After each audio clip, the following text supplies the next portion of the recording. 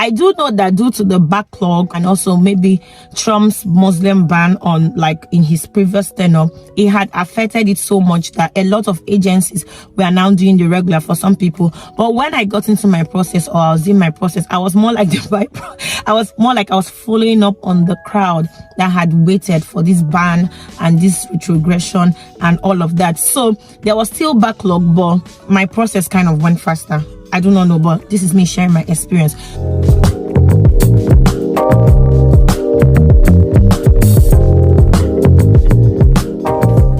Hello guys, welcome back to my channel. I am Sonia Anidi.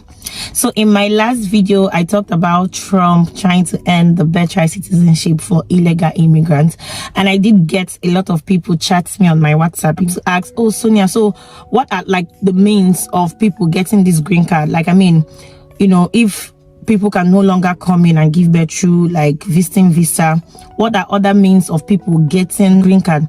Then I realized that really many people don't really know like the route or, you know, channels that they can use to come into the USA. And I decided to just film the one route that allows many professionals, you know, from other foreign countries coming to the USA. That is like the EB-3 visa.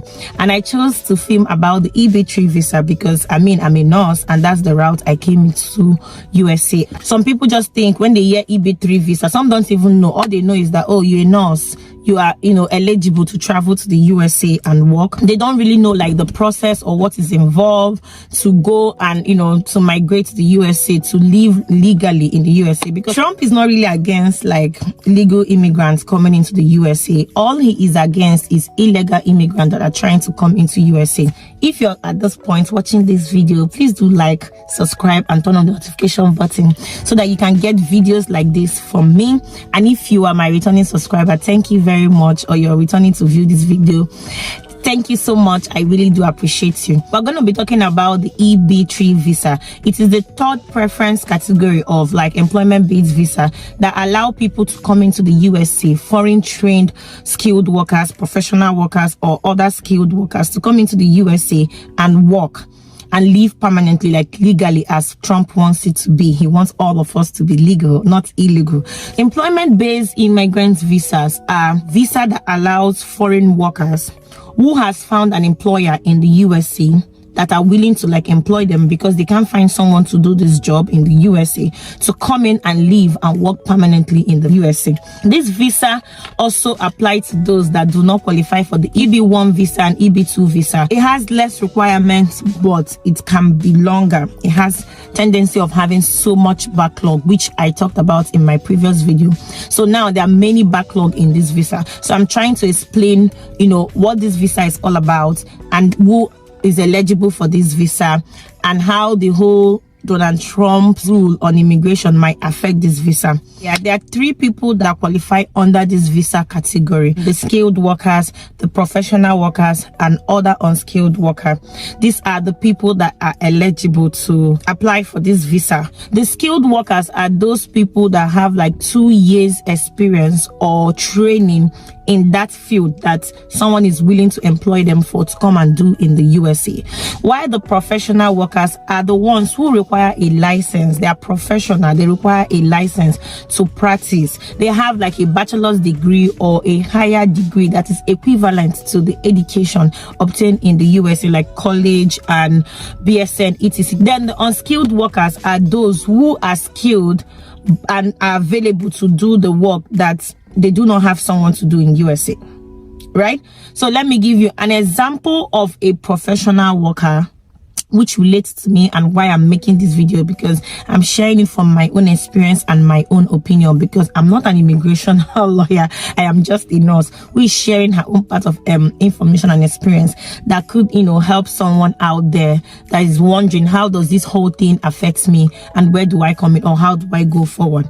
Professional workers include engineer, computer scientist, lawyer, accountant, nurses, of course.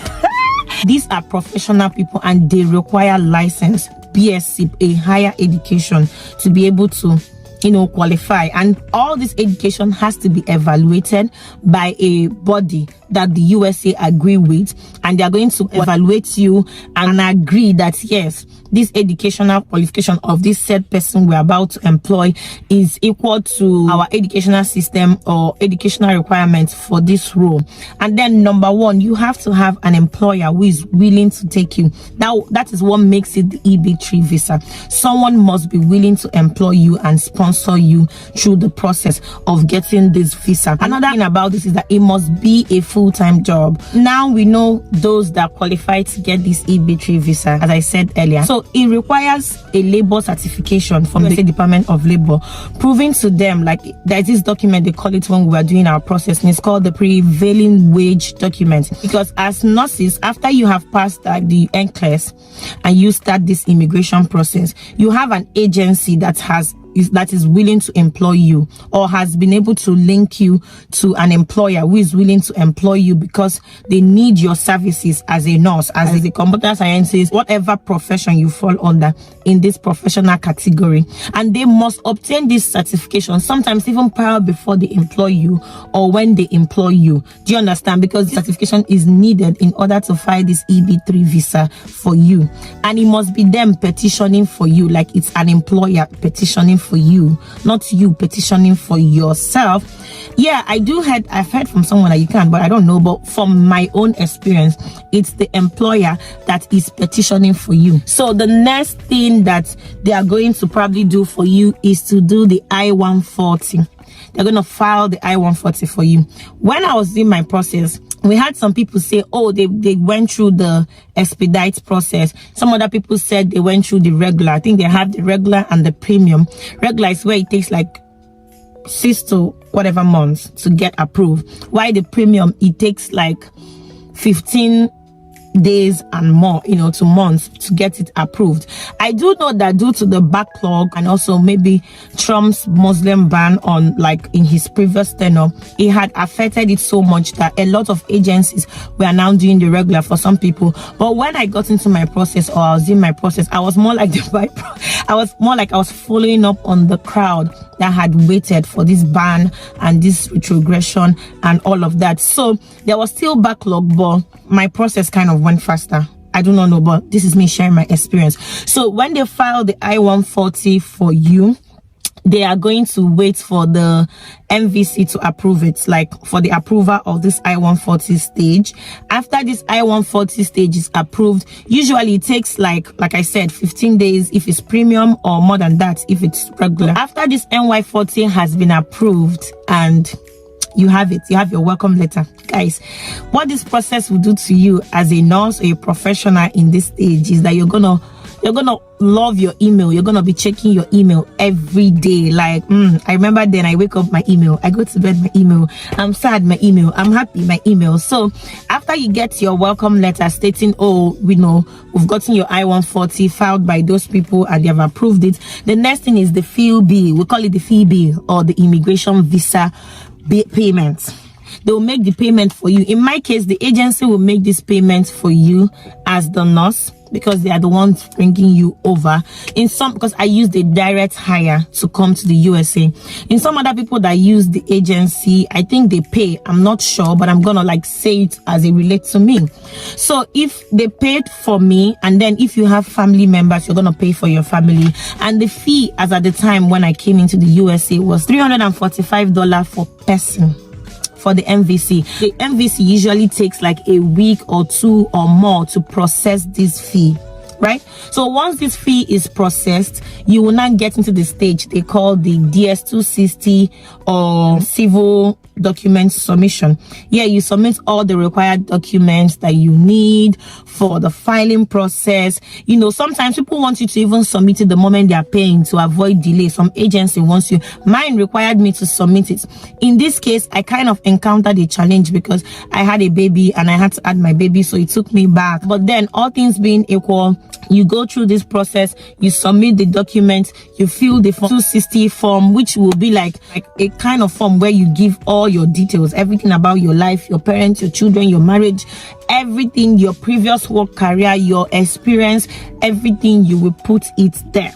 After the document submission, this process usually takes like 12 weeks in, like, I mean, if it's supposed to be normal, right? But in some cases, it takes a very long time for the MVC to review your case before they will now issue you to the final processing. And like I said, it's supposed to take 12 weeks, but it varies for everybody. Because I know when we were like doing our process, me and some of the people I met in the journey of this relocation to the USA as a nurse, some of us had like different time frames. Some had a very short time frame, some had a very long time frame, but at the end of the day, eventually all of us made it to the USA. So after they've reviewed your case, it will now take you to what we call the final processing.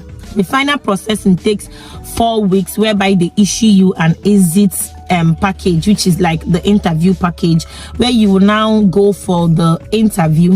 In this stage, they will send maybe your package to your home country, depending on where you are applying for this visa form. They will send the package to your home country. So sometimes it takes a very long time. Some company or agency filing for you will file for expedited process, you get. Some will not. I mean, at this point, this is where like the whole Trump, everybody don't know what is gonna go on, like what's the system is gonna be. Will it be easier now? Will the backlog be more? Like I said, we already have a lot of backlog. There are many nurses that have written and passed the NCLEX waiting. Some of them has even finished, the MVC have reviewed all their documents, they've gone through all the stage, and they are just stuck at this interview stage. Once you get this interview scheduled, irrespective of how long you stay or what timing, and everything, once you get this interview scheduled, the next thing will be to go for your medicals. There are approved places you will go for medicals. They just don't take medicals from anybody. There are places that you go for that will do your medicals depending on where or which home country you're coming from. You go for your medicals, they will do the whole medicals according to the rule and regulation of immigrants coming into the USA and all of that.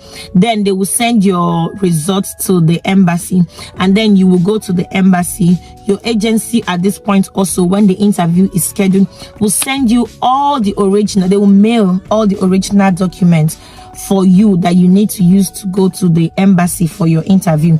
Guys, at this point, you have to make sure you give them the most accurate, delivery address, because those documents are delicate and you do not want it to get missing on the road. Because at that point, your interview, they don't send it until you have an interview date.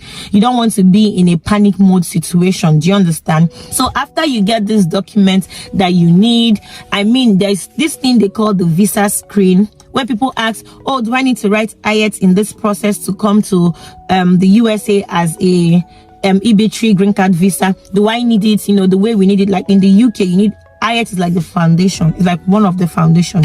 But why reverse is the case in the USA, you need IELTS in this immigration process, whereby you put it and they will evaluate it to show all the things that is in that, and then you obtain this document that is called the visa screening document. I think it costs like about 500 plus. Then I don't even know what it is, spending with the way everything is going up and there is no steady price to anything anymore. So you need the visa screen for the interview at this point. So when you get to that stage, you go for your interview, you're done with medicals, the agency has sent the documents, you have your visa screening, you're going to go get your passport is ready, your passport photograph, you've gathered everything that you need, you've gone for your interview. The counselor is going to be interviewing you, your family, depending on what family size you're going with, if you're going alone or you're going with family. After all this said and done is done, you're going to now get, if approved, you're going to get the immigrant's visa mailed out to you after a couple of days. They're going to give you this brown sealed envelope. Do not open that envelope. I repeat, do not open that envelope. So you're going to come with this brown sealed envelope, and you're going to be submitting it to the person you meet at the entry point. It's needed for all of your green card, protocol and requirements. By the time you get the visa, like you now have your immigrant visa stamped, the next step for this employment-based EB-3 visa is to pay for your green card.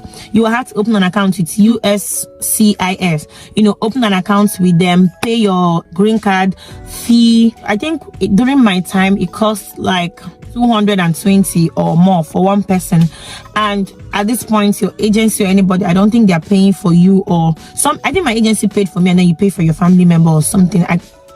I just cannot remember, but it cost like $220. Yeah, I think that's what I paid. Like I said, everything is changing, so it's really hard to keep up with like the price of all of these protocols or procedure right now. So when you pay this, you already like, and they have to come in within 6 months that you get your immigrant visa stamped. And then once you get that stamp on the point of entry, can serve as an evidence of you being a permanent resident for like 1 year until you get your green card. Once you get your green card, that stamp will no longer work. And then once you get your green card, it means you are now eligible. You can now be classified as the legal permanent resident, as Trump wants all of us to be. You can now live and work here, pay your taxes, and do what you have to do as a permanent legal resident in the USA. So I think basically Trump is not really frowning at, people coming to work, in the USA. I think he's just frowning at people coming illegally into the country to come and work. So to all my friends and people out there that are in any of this category, looking forward, you don't have to be scared or worried. All you just have to do is continue your process and get your verification, get your documents verified, just start the process, get into the exam that is needed. Yes, there's going to be a lot of backlog. I think right now, with all the uncertainty on the Trump immigration rules that we are yet to see or know, there's so many uncertainties, so many people, there's already a delay, and most people think it's gonna be too much or by increase. It might go from months to years. We do not know. I do not know. Like I said, I just came to explain the route, or one of the routes I know that people can come in via employment-based visas to the USA. And there are other routes, like I said, maybe in my next video, I'll be talking about that employment visa, EB-1 and EB-2 visa. But for now, that is all for today. And if you think you like this video, you relate with this video, let me know what you think in the comment section. Do not forget to like, share, and subscribe. Turn on the notification button as well, so that when my next video coming, you would be among the first to know it. Anyway guys, thank you so much for watching. I really do appreciate you guys. See you in my next video.